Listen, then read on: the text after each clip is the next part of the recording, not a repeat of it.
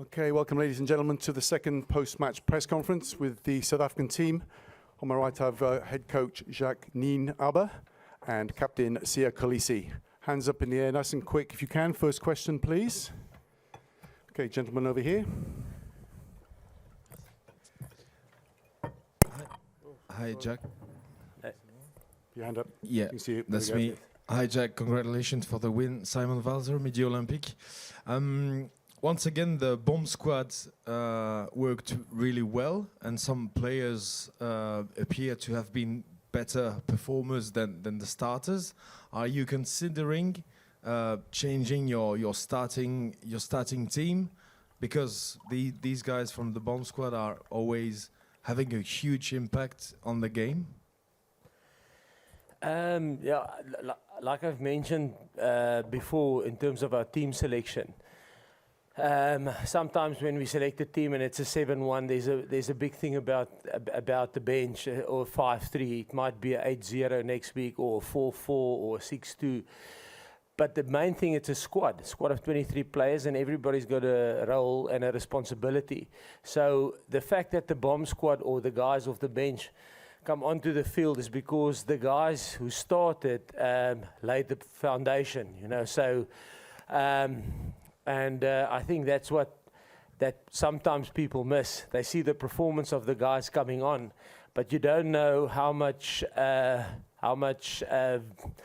starters took out of the team that they play against. So, no, it is 100% something that we discuss with the players, and they understand how it works. It's not, we don't have an A and a B side, or it's not, the bench is not sometimes we will start with a guy like Ox, and then Kitsi is on the bench. So we don't operate like that. Gentleman on the right, the back. Hi, Jacques, just a question. 1 point victory against France, 1 point victory against England today. Was there a moment during the match that you were perceiving maybe this match slipping away, or there was always confidence and trust in what the guys were doing on the pitch? Thank you. Yeah, I think, yes, I must start with probably paying a lot of credit to England. I thought they were outstanding on the night. They had a very good tactical plan, and they really put us under a lot of pressure. And it's something that we will have to go and have a look at, and we will have to improve in terms of that. For if New Zealand decides to maybe use the same tactic, but it took us some time to get to grip with it.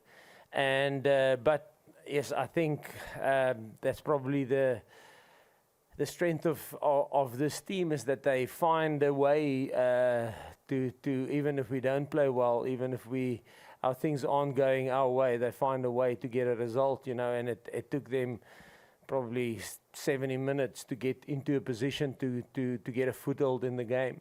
But the one thing, they just refused to give up, and they fought to the end. So very, very proud of that. Gentleman on the left, up at the back. Thank you. Anesta Kuribirunji from Kao Sports in Uganda. Captain Siya, from the start of the tournament, there's been messages from the Rugby Africa president to the box. Not sure if you've been receiving them, but he's been showing support that Africa stands with you and wishes you all the best in the tournament. You've now qualified for the final. Have you been feeling the support of South Africa and the rest of the continent through your stay in France? Yes, definitely. We've definitely been feeling the support. We've been seeing the support. On our hotel, we have a video where, you know, where it's one of our sponsors gave us a screen so we can see the support, what's happening back at home. And we know the whole continent is honestly behind us. You know, some of the videos where people just sit and talk about how they feel and what it's doing for them.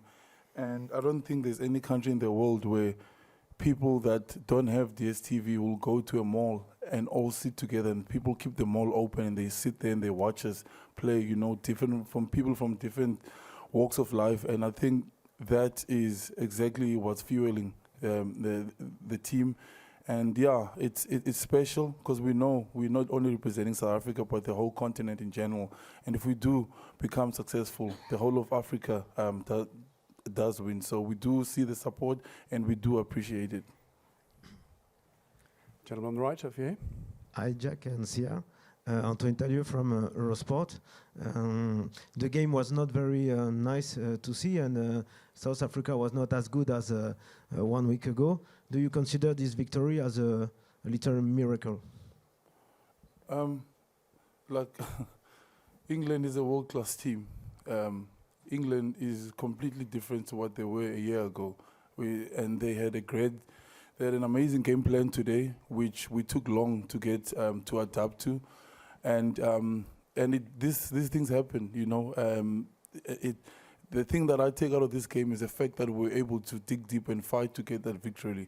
And we're so grateful that we can be in a position to defend the cup again. I know a lot of teams wouldn't be able to get out of that and get a win like that. So doesn't matter how ugly it is or how ugly it is to watch the game. If we get a victory, there's not going to say that it was an ugly victory. It's going to say South Africa won, and that's all we take for next week, and that's all we needed. Okay, the gentleman at the back. That's right. Congratulations, Jacques and Siya. Siya, can I just ask you about Jacques ahead of his last week with the Springboks before he moves to Ireland? What has he brought to the party? We saw the emotion that he had at the end of the game. As a coach, what has he brought to you and this group? It's a tough one. You know each other from when he was 19. I was 18 years old. I was contracted with the Cheetahs, and then I got out. I was able to go to Western Province, and that's when I met Jacques. When I go to the institute, when I was 18 years old, turning 19, and him and Coach Rassi used to come to the institute. The institute is like. It's an academy, the Western Province Academy. That's where our foundation is a group. Eben was there, Franz Malebe. There's a lot of other guys who play professional that are there. So when Jacques and them came, it was normally the full contact day. We call it copper stamp. You had to show who you are. And I remember every time they came, it was intense. And I got to know him then already. And then as I went on, he became my senior coach. And one thing that I love about him is he goes far deeper than what's happening on the field. He got to know me, he got to know my family, he got to know my reasons why I do what I do. When he speaks to us as a team, him and Coach Rassi, they don't encourage us about tackle hard and all of that. We all know what that is. He goes on who am I playing for, what's driving us, and he knows my family, he knows my kids, he knows them by name, and he asks me how am I doing as a person, and that is why I can go and give everything for him on the field, because he cares about the person, he cares about Siya, the Siya from the township. He tries and brings him out of me every time I play, and for the teams, and especially in big moments, and he sits and he talks about each and every single player. Our journey, it's so special to be known as a person, not just as an object or just as a rugby player. And that's what he brings to this team. And the fact that he allows families to be around, how much he loves it to see our kids running around. I know some teams are not allowed to have families, but that kind of family environment, that's what he creates for us as this team. And I've enjoyed every single year that I've worked with him, and the tough times too, when he comes and calls me out, why didn't you work there? He's always honest, and it's always, I can't explain how much I've enjoyed. And it was tough when he went away for 2 years, but when he came back again, it's like we clicked. We didn't have to get to learn each other, him and Coach Rassi. They just came in and they changed things, you know, because they love the country. But I know wherever he goes, they're going to be lucky to have him, because the amount of work he puts in, the detail he gets into, it makes life so much easier for me. All I have to do, just watch a screen and see the opportunities that are there. So, yeah, he's a special coach, and he's a special human being, most of all, an amazing father and a great husband. So, yeah, we'll miss him, and I'll be always forever be thankful, because I remember when I first met him, I couldn't tackle. After that year, we're playing copper stamp every day, I had to learn how to tackle. Okay, gentleman at the front. I'm not sure how you follow up that answer, but what was going through your head when Andre Pollard was lining up that penalty with 2 minutes to go? Question for whoever. I had no doubt at all. I had no doubt at all. He's done it for us before, and it always goes like we're grateful for the bench, man, for actually for the whole squad. Like a guy like Marvin, you know, and the guys that don't make the team, Marco. You know, it's difficult. Most players drop their heads. In this team, we remind each other, at the end of the day, when we are successful, they're going to say South Africa won, not the 23 that played. The picture that Marvin shows us each and every single week, you know, Marco, he works on what the other guys are doing. Those things make it all work for us. And the guys that, like we said earlier, that don't start, you know, they know when they come on, the opportunity is there. And we all have different roles in this team, and we respect that. So for us to get that scrum, for Oxy, you know, and Vincent and Bongi, Bongi has been amazing. I told him today, he's just grown since we lost Malcolm. His chest has just gone up and he's taken the position. He's been amazing. So this whole squad in general, the medical team has been amazing. The coaching staff, they prepared already for the next game, you know. And so, yeah, when Paulie took that kick, it was just relief, and also it gave us a lot of courage, because that lets us know that we can do it. We can fight no matter how tough it is. And Jacques, can you just... We move on. Next question, please. Congrats, Siya and Jacques. Siya, just one for you. Just a word on Ox scrumming, and Jacques, what was better for you? Pollard's line kick before RG's try, or his penalty kick?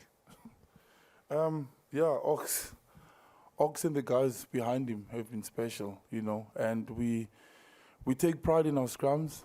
It took a while, and I think the guys that started, we grinded as hard as we could, you know, and that's an important thing. We try and lay the foundation, and sometimes it's difficult. England was never going to lay down and let us go over them. And the guys that came on, they really took it to another level, like they did last week.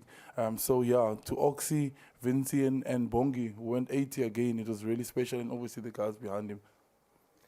Yeah, in terms of the kicks of Andre, I think both, Hendrik, because I think if we struggled to get a foothold in the game and to get things going, and we needed, almost like in the 2019 World Cup quarter-final, semi-final, you need a 60-meter maul, you need something special to break the game open, and I think that touch kick that set us up for the try. It's the only try that could score tonight. So in this weather and these conditions, I mean, to score a try against England, that's got an unbelievable defence, and that this is their first loss in this tournament, you know. So that was special, and then obviously big pressure on nailing that last kick for the win. Okay, Both. Hi, Jacques. On the left up here.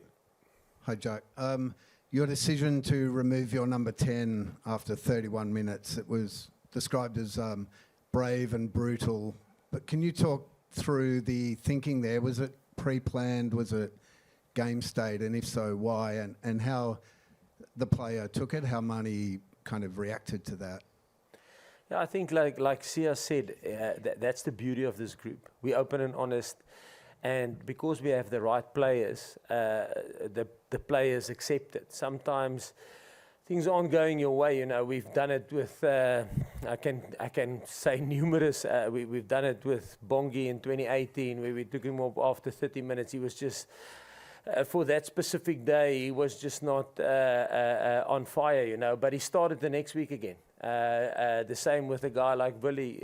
We've took him off early because things didn't go his way. And the main thing is everything is for the team, you know, and they understand that. And that's the beauty of the squad. You know, you open and honest, and the players take it on the chin. And it doesn't mean that he won't start next week. You know, it's just unfortunately sometimes it's like that. You know, I thought. I mean, everybody, we didn't miss a kick at goal tonight. Every single opportunity we got, we utilised. And both him and Andre, you know, the kick that he also kicked in the beginning was a tough one. But it's just, listen, that's how it is. It's for South Africa. It's not for the individual. It's not for the ego. It's for South Africa. And in South Africa we get messages. Tracy, Volmink, and the school kids, and we see every single message they send to us, and it's for them. So we can't put our egos in front of that. South Africa is more important, the Springboks are more important than anything else. Okay, got time for one last question here on the front. Jacques, Jan de Koning. Is a team doctor got some extra hot tablets around? I think it might be a short supply in Paris tonight. Sorry? Is a team doctor got some extra hot tablets? They might be in short supply in Paris tonight. No, listen, definitely. No, it was tight. And again, credit to England. I mean, they were outstanding on the night in terms of what they did. And we had to dig deep. Could have gone either way. Okay, thank you, Jacques. Thank you, Siya. Thank you, ladies and gentlemen. The mix zone will open very quickly. Thank you. Thank you.